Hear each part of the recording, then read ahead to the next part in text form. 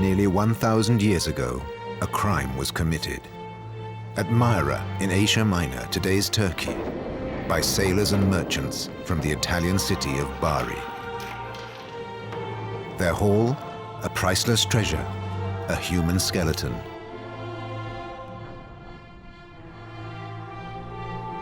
Its fame spread throughout the world, worshipped by the common man and by royalty.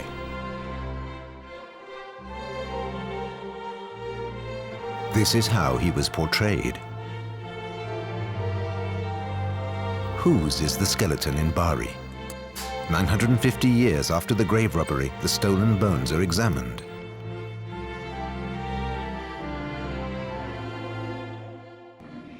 Every generation has created its own image, constantly changing over the centuries.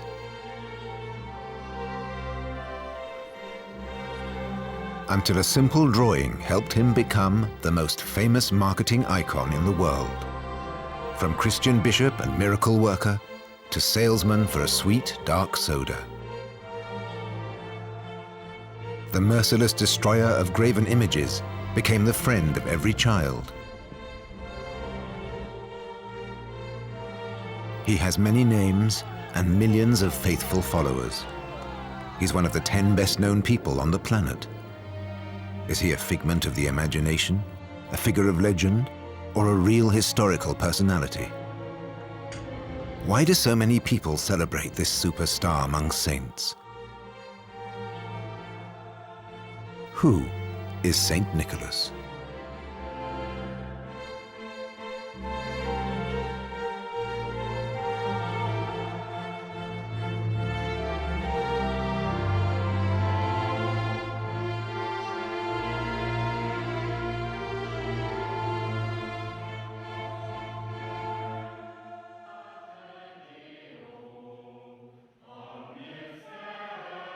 Every year, tourists and pilgrims flock to the small Turkish town of Kale.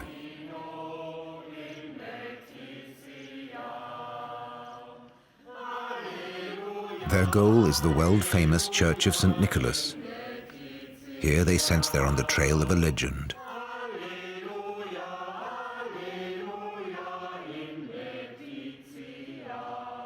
It was here that he lived and worked, the man whose life was the inspiration for the figure of St. Nicholas. This is where all the legends about St. Nicholas, Santa Claus, or Father Christmas began, and where we start our search for the saint who became a superstar.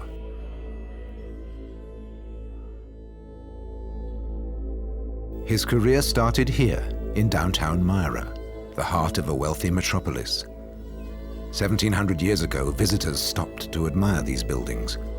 They stood for the power of Rome and for Myra's importance in the Eastern Roman Empire.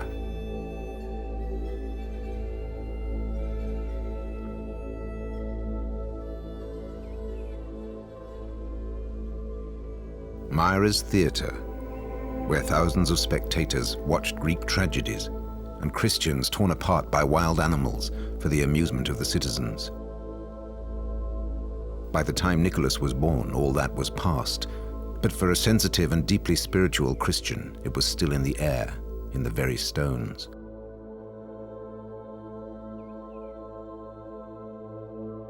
Right next to the theater stood the rock tombs of the Lycians. They'd sacrificed to the Greek and Roman gods for hundreds of years, prayed to Apollo, Demeter, and Zeus. In death, they believed they descended to the underworld to be reunited with their ancestors. For Nicholas, such a superstition must be fought to the last, stamped out.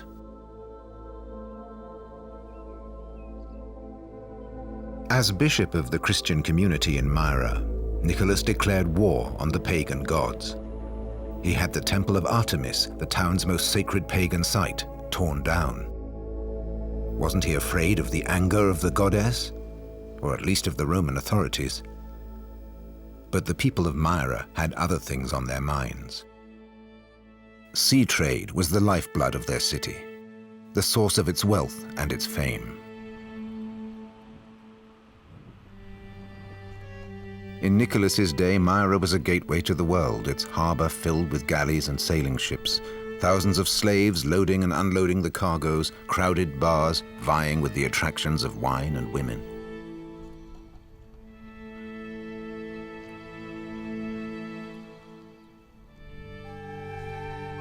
Today, the harbor is far inland, blocked with silt. No ship can make its way to Myra.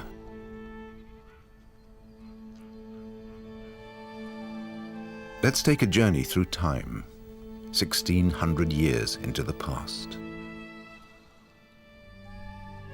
The sea advances shorewards to the city.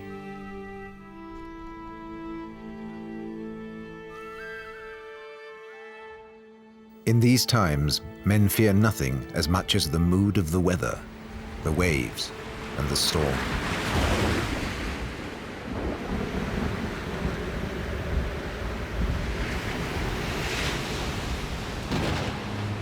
The seafarers of those days are a rough and hardy lot, but their ships are primitive at best. Every time they leave port, they risk their lives. A storm can mean the loss of the ship and certain death. One of the first St. Nicholas legends tells of a ship in distress off this Lycian coast. In their terror, the seamen begged the Bishop of Myra to come to their aid. All their prayers are directed to this last desperate hope.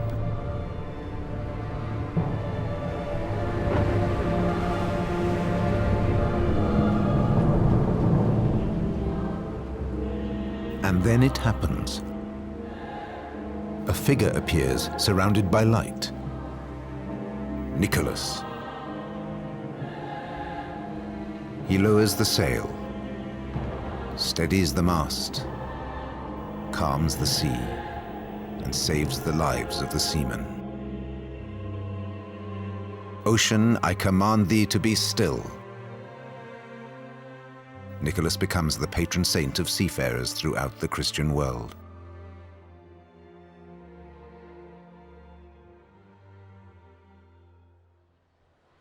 We've come to the Biblioteca Nazionale Marciana in Venice to find the sources of the legendary life of the super saint.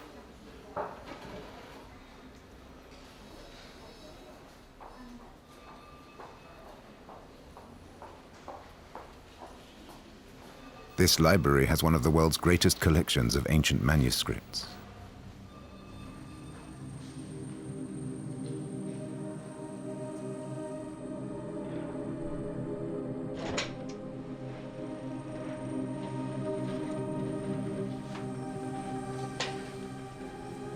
A thick, leather-bound folio covered in dust, the origin of a worldwide cult.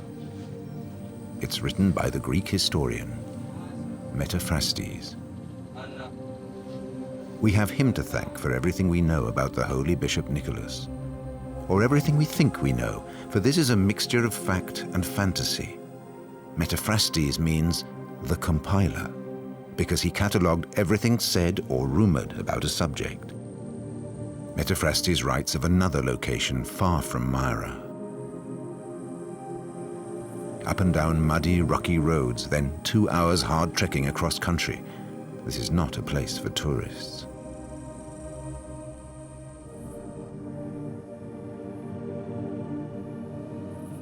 A forgotten town high in the mountains among the clouds. It's called Pinara. Humans abandoned this place after a terrible earthquake 1,500 years ago.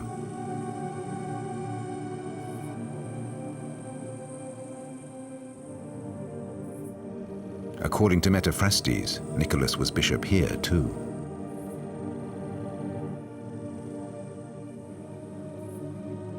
Metaphrastes also refers to a mysterious Sion, an early Christian monastery close to Pinara. The walls have long since collapsed, but something of Sion has come down to us through the centuries. Its treasure, safeguarded in the Museum of Anatolia, and the name of its abbot, Nicholas of Sion. 3 places, 3 periods, one and the same name. To have served in all these places, Nicholas must have lived to be more than 200 years old. One more miracle? Or perhaps a case of mistaken identity? For our Nicholas, the Bishop of Myra, never saw Pinara or Sion. He was born here at Patara on the Lycian coast.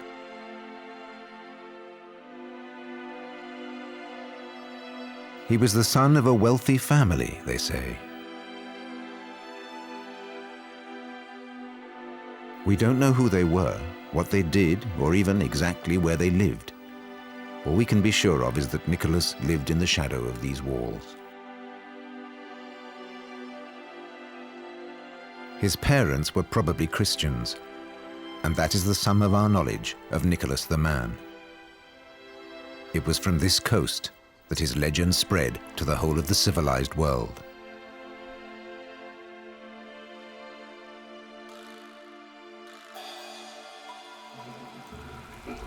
But the seafarers didn't need to know the truth about Nicholas's life.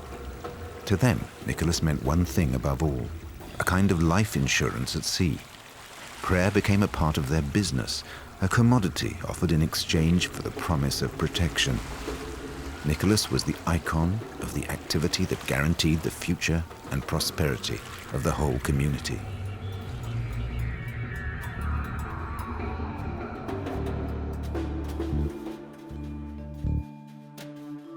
For when a sailing ship, laden with precious spice, safely reached its destination, the owner was rewarded with a spectacular profit.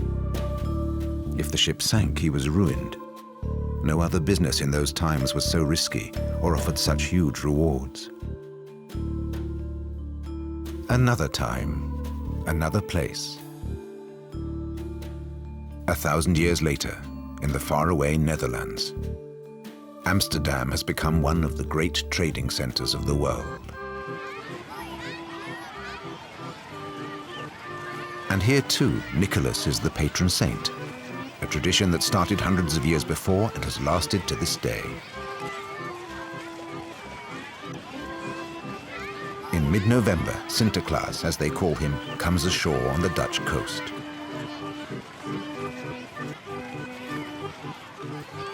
For 3 weeks until his Saint's Day, 6th of December, he's kept busy riding through the Netherlands from roof to roof, bringing gifts to the children.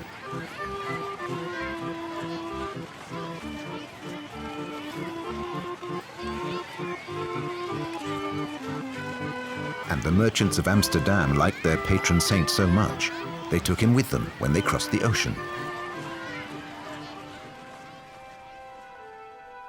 In 1621, Amsterdam merchants founded New Amsterdam in the mouth of the Hudson River.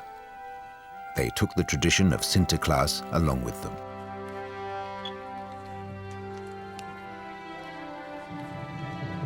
Times are hard, and the gifts are modest.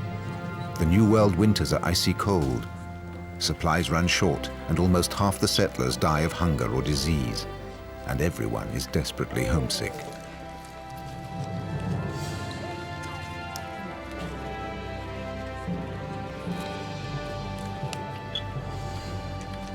Sinterklaas brings a touch of human warmth, a touch of home, a medicine against exhaustion, homesickness, and melancholy.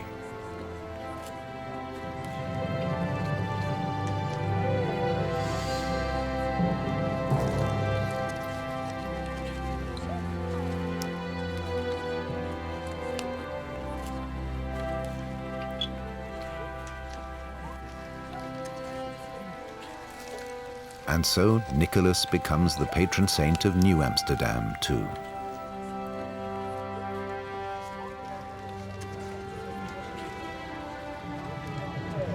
Who'd have guessed that a glittering commercial career was on its way for both the city and its saint?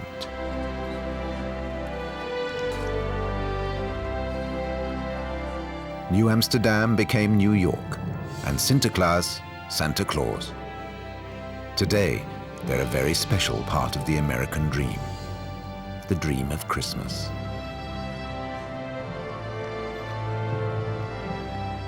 Many Americans travel hundreds of miles to experience downtown Manhattan in the full Christmas rush.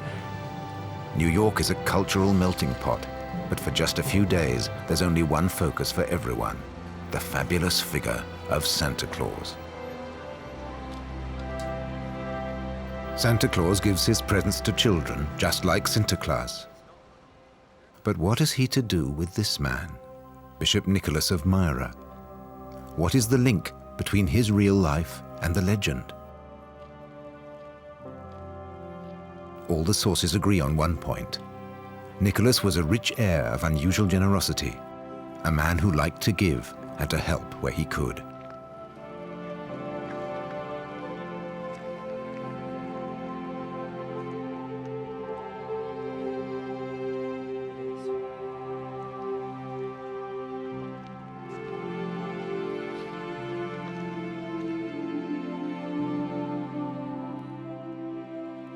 As time passed, pictures and statues of Nicholas took on a secret code, a way for the common people to understand and remember his message.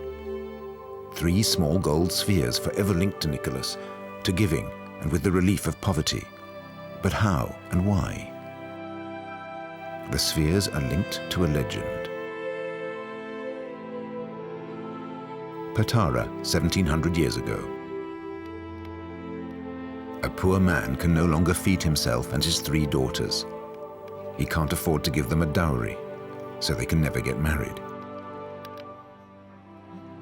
He has only 2 choices: to let himself and his daughters die of hunger, or to force them into prostitution. Nicholas hears of their despair.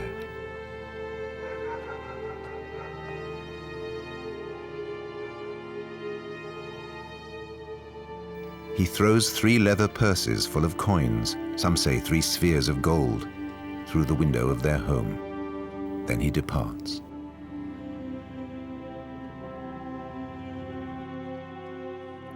But the father must look into the eyes of the man who saved his own life and his daughter's.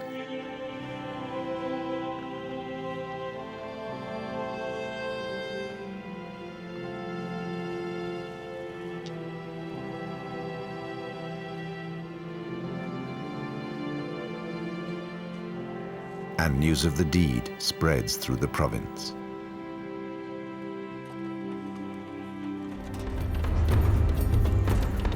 It is the year 972. Nicholas owes his next career move to a woman, the most beautiful, most worshipped woman of her times. Princess Theophanu, niece of the Byzantine emperor in Constantinople, traveling westwards with a retinue of thousands to protect her and her treasures. All this is to impress her husband-to-be, Otto, the future Holy Roman Emperor, the most powerful man in the West.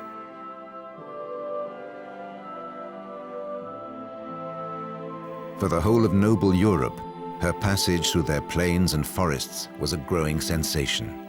This was the peak of sophistication, a window opening on the lost glories of antiquity.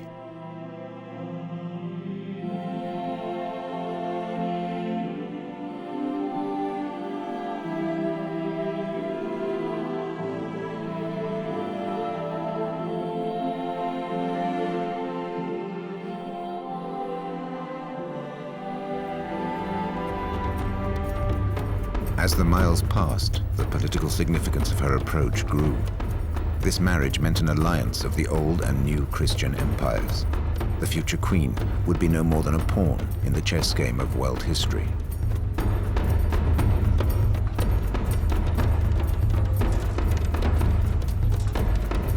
Princess Theophanu may have had no power of her own, but she set the style of an entire epoch. Her every move was watched and copied. What she brought with her in her train set new trends throughout the West. The Lady Di effect worked at every level.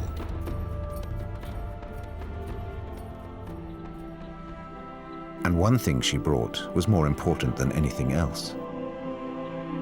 The icon of her personal patron saint, Nicholas. Soon, everybody wanted one of their own.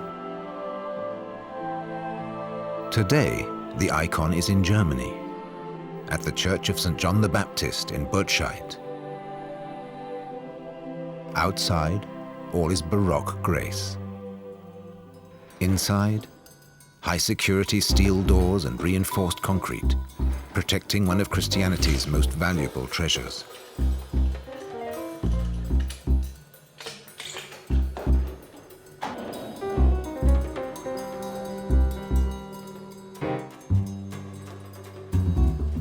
treasures through the centuries, back in time, to a 10th century mosaic icon, inlaid with gold and precious stones.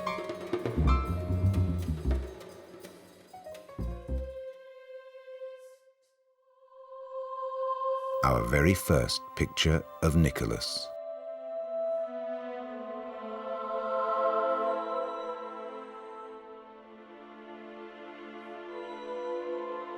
His portrait is fixed by the centuries-old tradition of icon painting.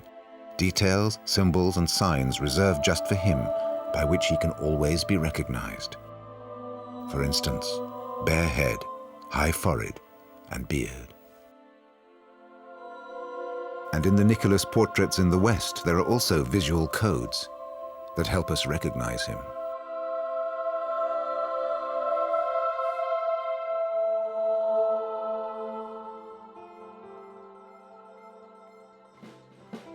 A computer analysis. Hundreds of Nicholas representations are examined for common factors, starting with the earliest, to see how his image has changed over the centuries. How did his clothing change, his mitre, his staff?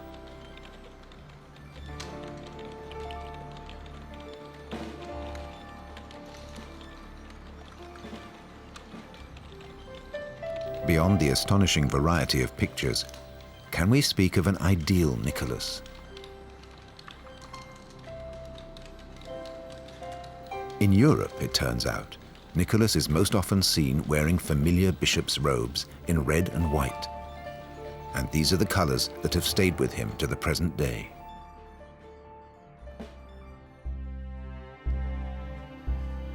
(1864), America at the time of the Civil War. The national nightmare pits father against son, brother against brother. A young illustrator, Thomas Nast, is given the job of bringing a little happiness, comfort, and Christmas cheer to the Union side. He creates Father Christmas, Santa Claus, here wearing the stars and stripes.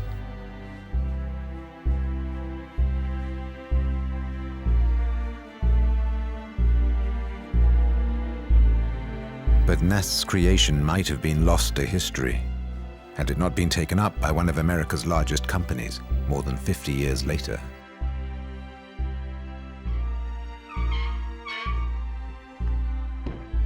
Peter Books has been pursuing the development of Nast's Father Christmas since his childhood.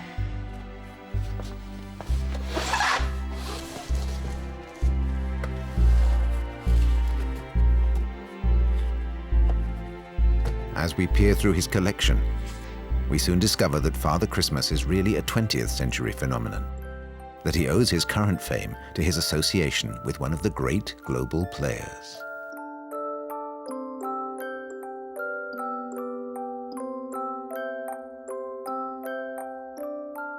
Coca-Cola may not have invented Santa, but it helped him to his present world dominance.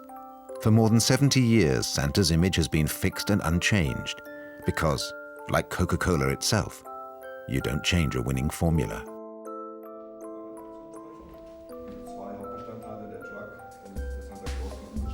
It's a rare privilege to be allowed inside the secretive Coca-Cola Corporation to film the planning of the annual Christmas campaign, normally revealed to no one in advance.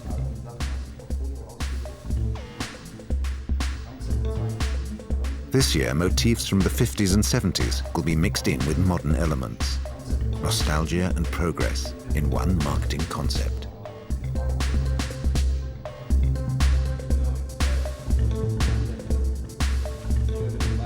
The setting may change, but the hero remains the same: Santa Claus. Santa's look has barely altered in decades, though his mode of transport may have changed.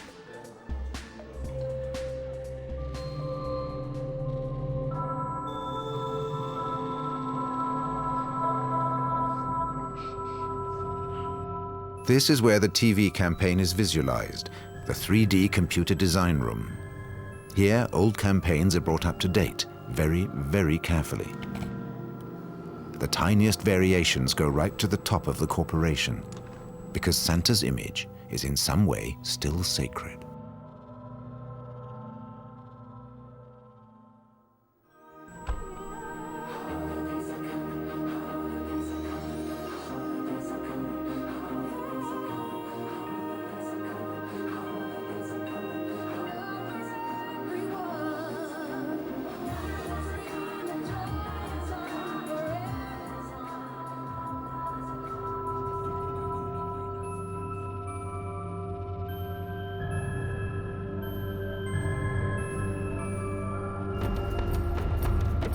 But as this story will tell, 1,000 years ago, St. Nicholas was already a priceless global brand. At the end of the 11th century, the Byzantine Empire was in trouble. After the Battle of Manzikert, Turkic troops were forcing their way further and further into Asia Minor. The local inhabitants were terrified. If these soldiers could defeat the armies of the Byzantine Emperor, what would they do to the villages along the way? The Greek citizens of Myra fled into the mountains before the advancing Turkoman.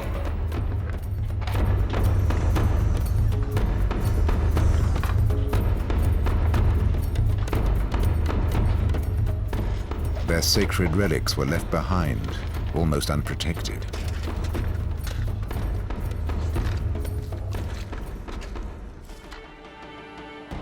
Then the worst happened. Foreigners burst into the church.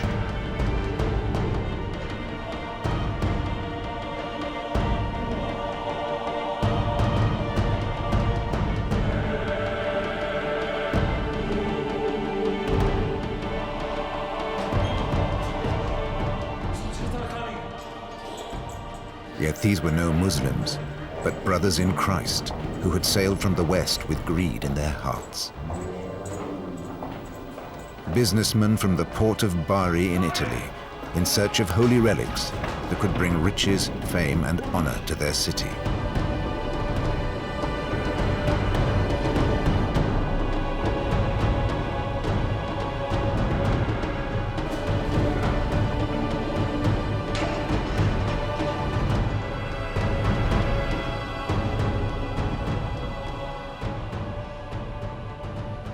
They dare to disturb Nicholas's eternal rest, desecrating his tomb.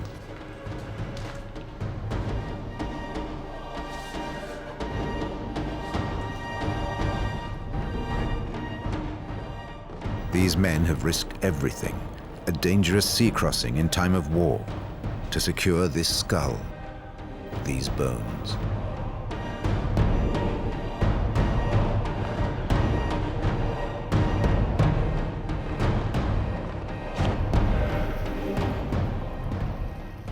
Within hours, they've returned to their ship for the journey home to Bari. Their theft will grant them immortality in their own world.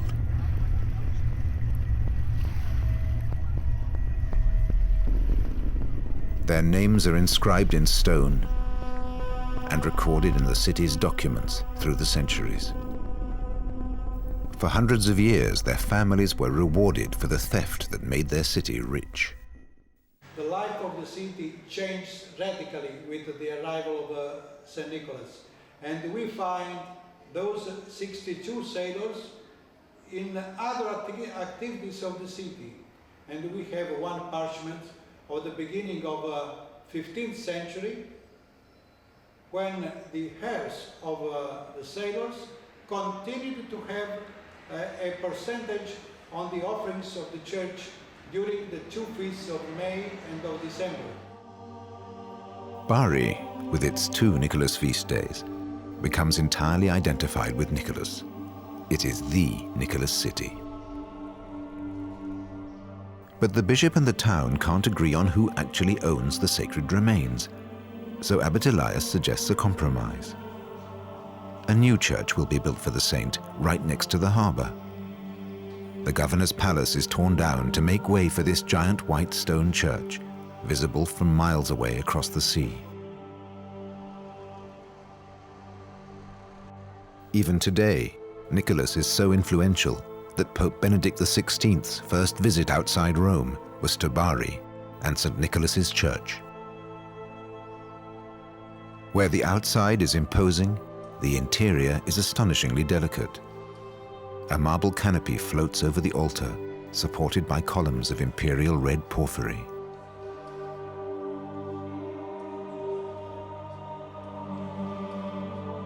The abbot's throne can still be seen in the apse, the seat of the man who built St. Nicholas his church in Bari. And he too is buried here. The tomb of Abbot Elias is just steps away from the holy relics at the entrance to the crypt.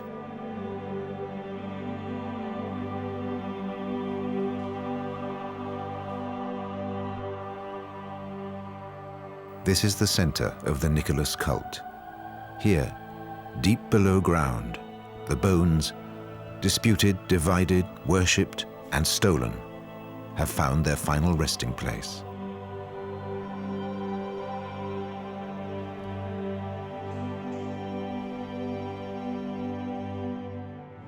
Here, Russians pray beside Italians, Brazilians next to Germans.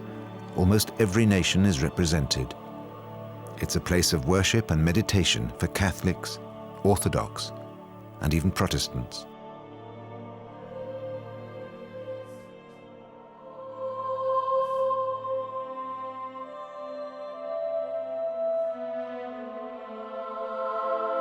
Nicholas is the ecumenical saint.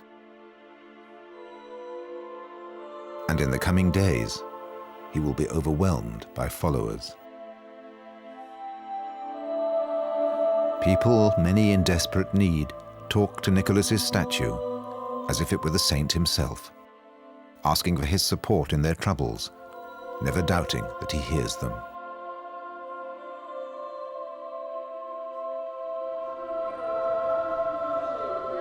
At first, the faithful arrive in small groups. They come in their dozens from the sea, praying and praising the saint as they walk to the cathedral.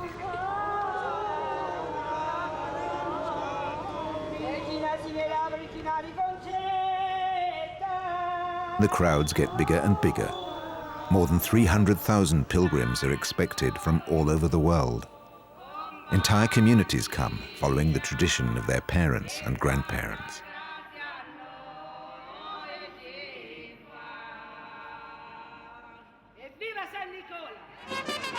And the people of Bari prepare a big party for their saint. Not in chilly December, but on the 8th of May, in memory of the day the bones arrived in Bari, and with them the endless streams of pilgrims.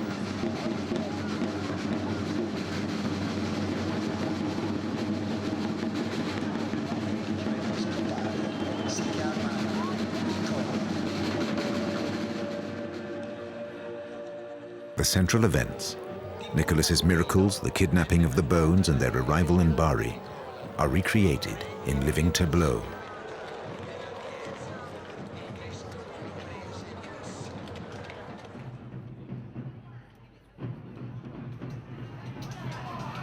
The city lives the whole year for these moments.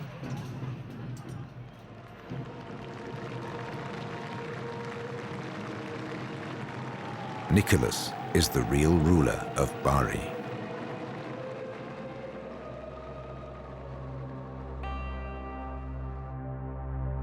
But are the relics worshipped here so intensely really the earthly remains of Nicholas of Myra? 5th of May, 1953, early evening. The tomb in the crypt has been opened and the bones are removed, examined, photographed, and catalogued. Professor Luigi Martino and his team work with a controlled urgency. The pathologists have only the hours of darkness to complete their task. It will at best be a superficial examination. But they make one important discovery. The skeleton is incomplete.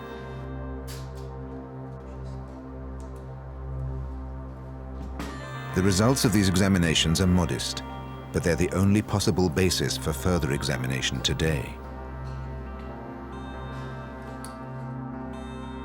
At Bari's Institute for Forensic Medicine, Professor Franco Introna reviews his predecessor's work. But the methods of the 50s were primitive compared to today's, and the scientists then had too little time. Introna could learn so much more if he could only get hold of the bones. The study performed by Professor Martino in 1953 demonstrated that these bones belongs to a man that was tall 168, 170, and dead around 75, 80 years old, and that's it. There was no proof that these bones belonged to a man dead in the 3rd century. What does that matter to the people of Bari? They're celebrating a legend, not the bones of a mere mortal. Skepticism has no place in this great celebration of faith.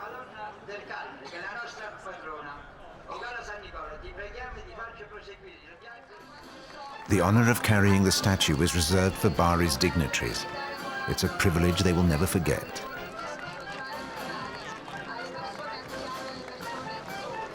Slowly but surely, the procession turns into a carnival.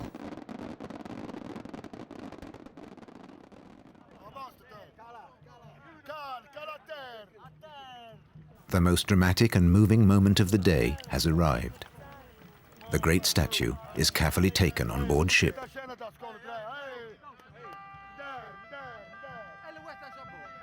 It returns to the water, always the source of Nicholas's influence and power. Nicholas came here by sea, across the Mediterranean, so it's right that today he leads another great waterborne procession. The harbor shimmers with boats in their hundreds. All day, more and more join in. The faithful bring gifts, flowers, and even money to receive a blessing from the saint and the promise of his protection.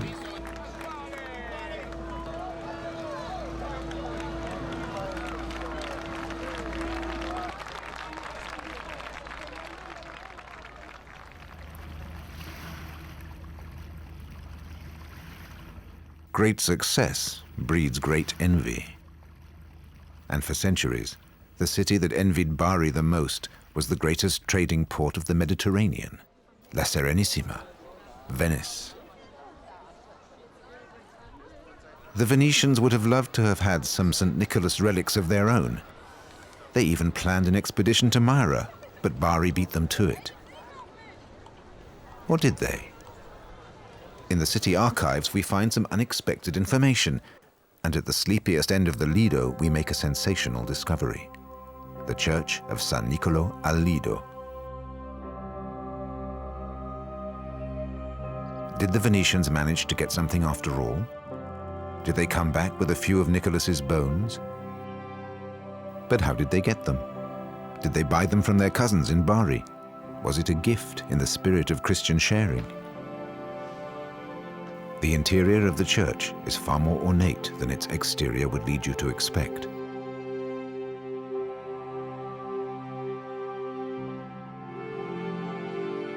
The rich decoration of the nave, and especially the imposing marble tomb, make it very clear. This is not the grave of just any old saint.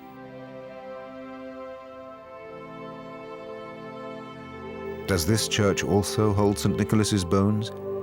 Perhaps even the ones that are missing from Bari? Because here too, it matters.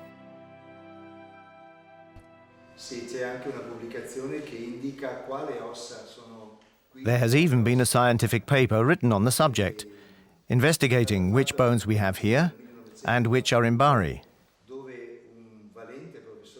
In 1992, a highly respected professor at the University of Padua was given access to the bones. He reconstructed the skeleton in order to establish which bones are in Bari and which bones we have here in Venice.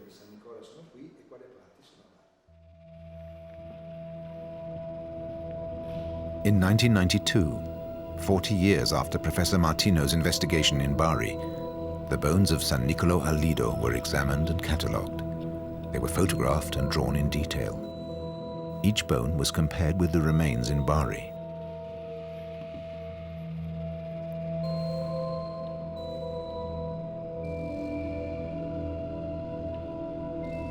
The results strengthened Venice's claim and infuriated the people of Bari.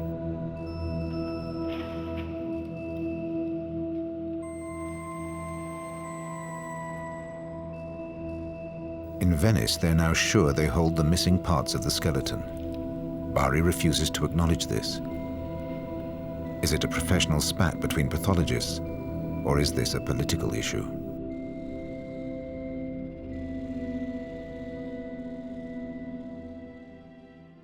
Way back in the 17th century, the Venetians lovingly decorated their church with diverse legends from the life of Nicholas.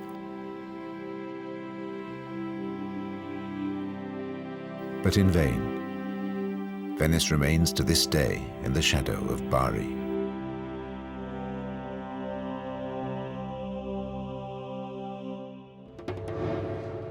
And Myra? They're left with an empty tomb. But did the merchants of Bari really do their job properly? In Anatolia's Archaeology Museum, we come across a new trail.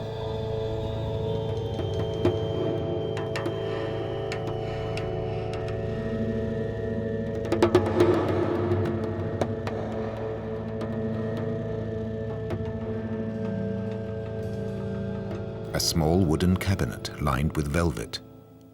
A treasure chest containing just 4 bone fragments. They belong to a saint, Hagios Nikolaos, Saint Nicholas. Part of his skeleton the thieves dropped in their haste? Or that they never found?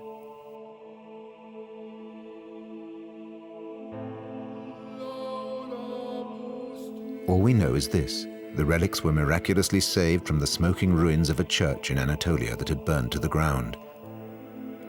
And the bones do not fit with the missing parts of the skeleton in Bari.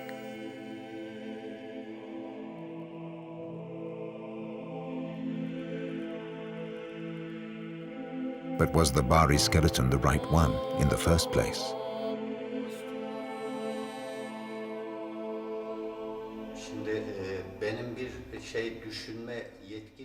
I can't change the information that we have and can only quote the sources that exist. And our museum holds no further information about the casket with the bone fragments. But on the other hand, there's no evidence that says these bones are not the bones of Saint Nicholas.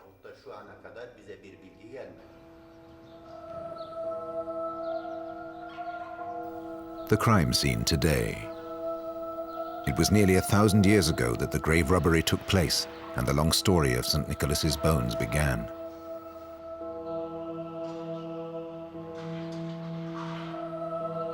This space breathes the presence of the saint. This is where Nicholas was buried and where the church was erected over his tomb. There is something of the sublime in this space, here in Myra.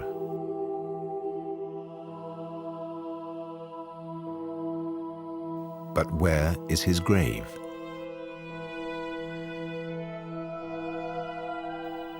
There are a number of tombs in the church. The guides take it in turns to present them as Nicholas's grave.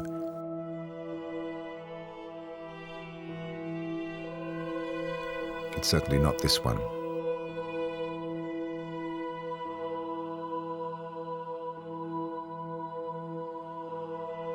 Many of the guides choose this one.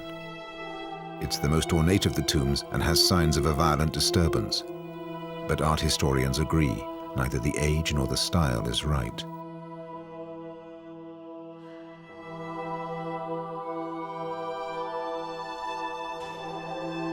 We must keep looking.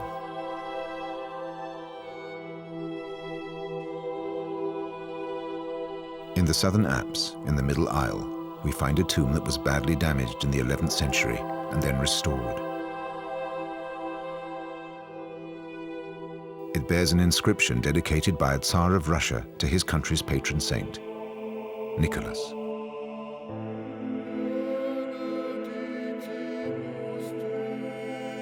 According to current scholarship, This is where the super saint was laid to rest. And the skeleton in Bari is genuine. So it became the basis for a daring experiment.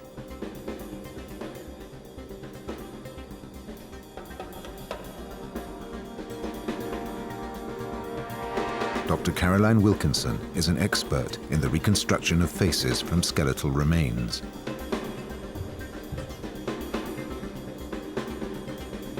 Usually she uses her skills to reconstruct the faces of murder victims, but today her patient is St. Nicholas.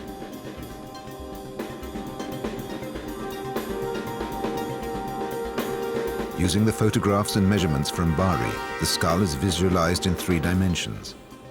The points of attachment of individual muscles are calculated, and the face is built up, layer by layer.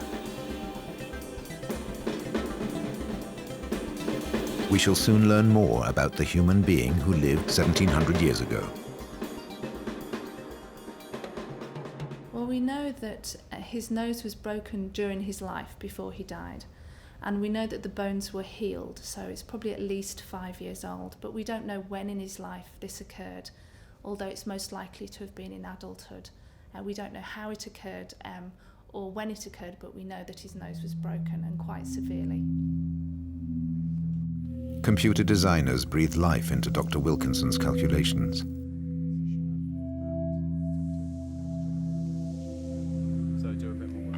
There are decisions to make about eye and hair color, and about the hairstyle. Nicholas was from Asia Minor, so he would have had a Mediterranean complexion.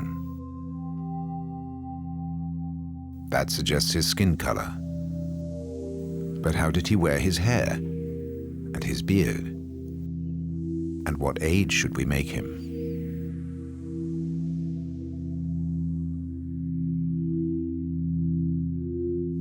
Is this the real face of a saint, or 21st century wishful thinking? Without going back to the bones in Bari, we'll never know. What would Professor Introna do, given complete freedom? The first thing that I should do is the carbonium-14, just to have an average on the time of death of this guy. Second opportunity to make DNA analysis on these bones and possibility on the other remains of St. Nicholas scattered in all the world, just to see if all these remains belongs to the same person. There are thousands upon thousands of Christian saints, but none has attained the popularity of the Bishop of Myra. Whether as St. Nicholas or as Father Christmas, no amount of marketing or commercialization has been able to tarnish his image.